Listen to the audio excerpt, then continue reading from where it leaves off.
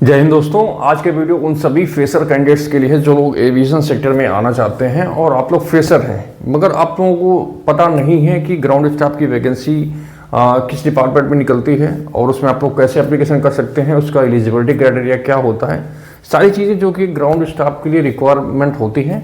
आज के इस वीडियो में आपको बताऊंगा कि ये वैकेंसी कौन सी कंपनी के माध्यम से निकाली गई, इसमें कौन कौन एप्लीकेशन कर सकता है, एलिजिबिलिटी क्राइटेरिया क्या है, आपको सैलरी कितना मिलेगी, सिलेक्शन प्रोसीजर क्या रहेगा, सारी चीज़ें जो कि इसके लिए इंपॉर्टेंट है। तो अगर आप लोग इच्छुक हैं एविएशन सेक्टर में आने के लिए तो आज का वीडियो आप लोग पूरा देख सकते हैं, क्योंकि आज के इस वीडियो में आपको A to Z इन्फॉर्मेशन मिल जाएगी इस रिक्रूटमेंट से रिलेटेड।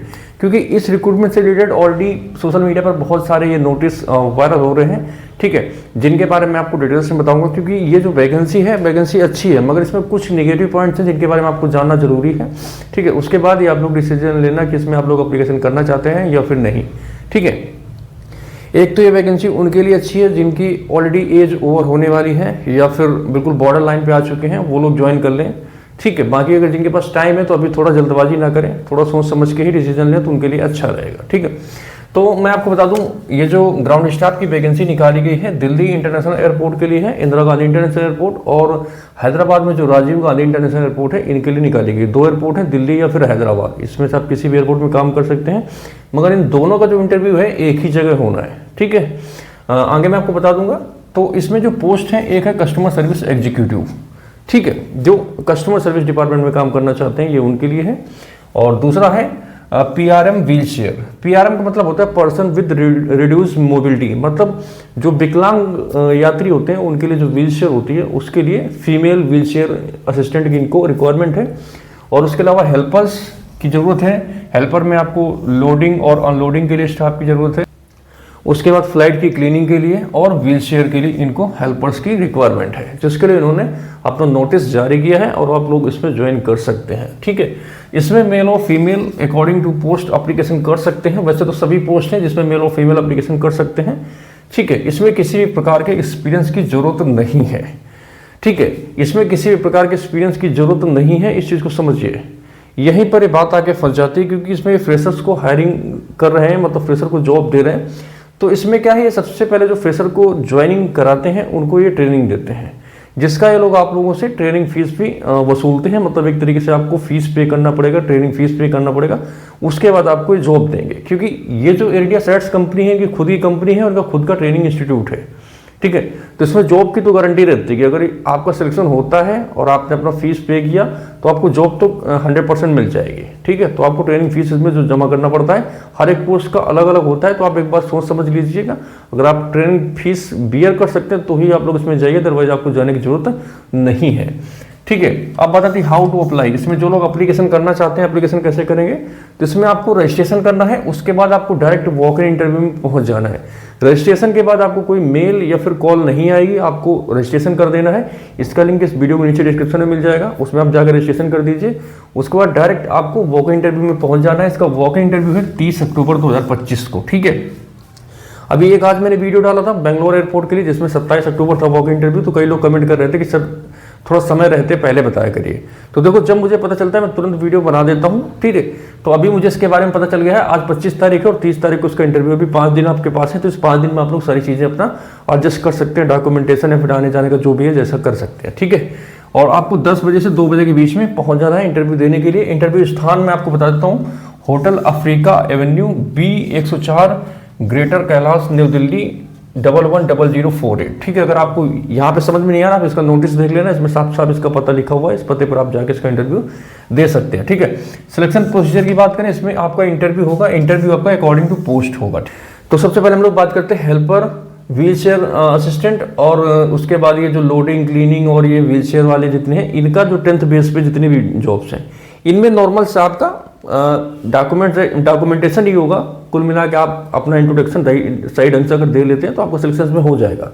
आप अपना इंट्रोडक्शन इंग्लिश में बोलने की प्रैक्टिस कर लीजिए या फिर आप हिंदी में बता देंगे तो ऐसा कोई बड़ी बात नहीं, क्योंकि ये हेल्पर वगैरह की जो जॉब होती है इसमें कोई इतना इंग्लिश की रिक्वायरमेंट नहीं होती है। इसलिए अगर आपको हिंदी आती है, आप अपना परिचय अच्छे तरीके से दे सकते हैं, तो आप जा सकते हैं हेल्पर या फिर इसके लिए लोडर क्लीनर, ये सारे हैं, इसमें आप कर सकते हैं। तो 10th या 12th लेवल पे आप इसमें भर्ती हो सकते हैं। देखो, जो लोग पढ़ने लिखने में अच्छे हैं वो लोग इसमें दिमाग ना लगाएं, ठीक है। जो केवल 10th या 12th पास हैं, घर में खाली बैठे हैं, जॉब की तलाश में, जिनको जॉब नहीं मिल रही, वही लोग इसको ज्वाइन करें।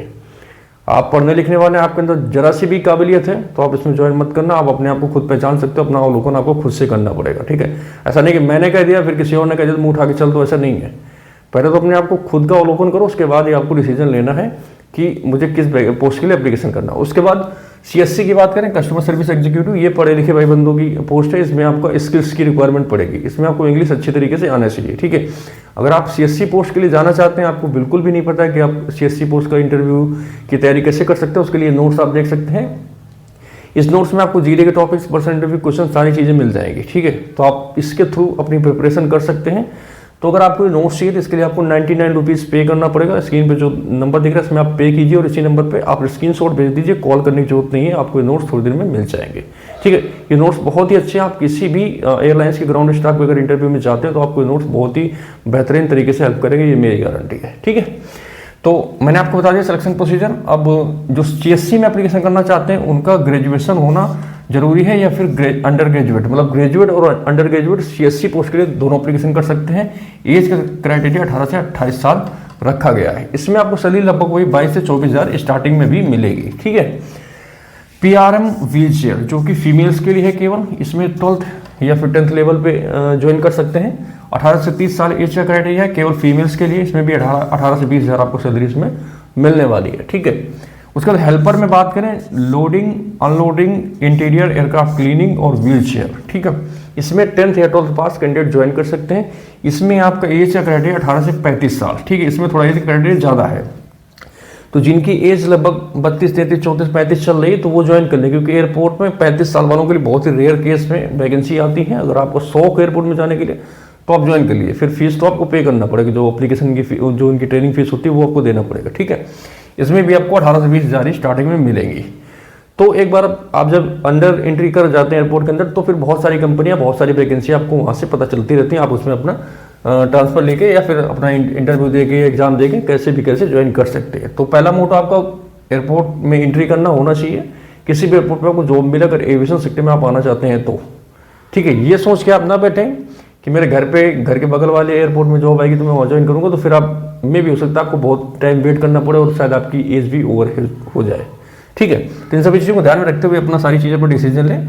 मेरा काम है आप लोगों को इन्फॉर्मेशन देना और सही गाइडेंस देना। जो देखो मैंने आपको क्लियर बता दिया है, जिनके पास पैसा है वो ज्वाइन कर लें या फिर जिनकी एज ओवर हो रही वो ज्वाइन कर लें। बाकी जो थोड़े बहुत भी काबिलियत वाले हैं अपना तैयारी करते रहें, दूसरी वैकेंसी का वेट करें। मैं आपको जल्दी ही कोई वैकेंसी बताऊंगा, उसमें आप एप्लीकेशन कर देना। इसमें ट्रेनिंग फीस तो आपको पे करना पड़ेगा, ये चीज़ उन्होंने लिख दिया साफ साफ, ठीक है। आपको इसके इंटरव्यू में अपना रिज्यूम लेके जाना है। रिज्यूम में आप लोग अपनी सारी स्किल्स, क्वालिफिकेशन, सारी चीज़ें लिखें जो कि आप लोगों के लिए इंपॉर्टेंट होती हैं, ठीक है।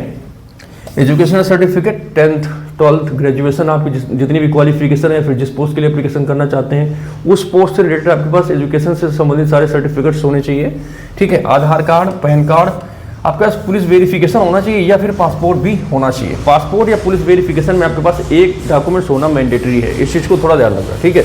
अगर आपके पास पासपोर्ट है तो आपका पासपोर्ट नवंबर 2021 के बाद का होना चाहिए, इसके पहले का नहीं होना चाहिए। और आपका पुलिस वेरिफिकेशन 6 महीने ज़्यादा पुराना नहीं होना चाहिए, ठीक है। तो ये कुछ डॉक्यूमेंट्स हैं जिनकी जरूरत पड़ने वाली थी, तो मैंने आपको सारी चीज़ें बता दी है। जो कि IGI इंटरनेशनल एयरपोर्ट और राजीव गांधी इंटरनेशनल एयरपोर्ट दिल्ली और हैदराबाद के लिए जो वैकेंसी निकाली गई है CSC और हेल्पर्स के लिए, तो आप देख सकते हैं। अपने प्रतिभा का चयन आप खुद कर सकते हैं। अगर आपको लगता है कि ये जॉब आपके लायक है, आप इसमें जा सकते हैं। कोई प्रेशर नहीं है, मेरा काम है सिर्फ और सिर्फ आपको इन्फॉर्मेशन देना। मैं एक माध्यम हूँ, क्योंकि जब कोई वैकेंसी आती है, कोई नोटिस आता है, तो कई बार आप लोग जानकारी के अभाव में जाकर एप्लीकेशन कर देते हैं, फिर बाद में पछताते हैं। तो मेरा मतलब ये कि आप पछताएं ना। मैंने आपको सारी चीज़ें बता दी, इसमें आपको ट्रेनिंग फीस देना पड़ेगा। अगर आप पे कर सकते हैं तो जाइए, अदरवाइज आप अपना समय बर्बाद ना करें, ठीक है। चीज़ें समझ में आ गई होंगी। अगर आपको वीडियो अच्छा लगा तो आप लोग इस वीडियो को लाइक कर देना और चैनल को सब्सक्राइब कर देना, क्योंकि अगर आप लोग हमारा सपोर्ट करते हो तो मैं आप लोगों के लिए ऐसी इन्फॉर्मेशन देने के लिए बाध्य हूँ और आप लोगों को समय समय पर मैं ऐसी इन्फॉर्मेशन देता रहूँगा। तो आज के इस वीडियो को यहीं खत्म करते हैं। बाकी आप लोगों को जल्दी मिलेंगे एक नए वीडियो में नई जानकारी के साथ। तब तक के लिए जय हिंद, वंदे मातरम।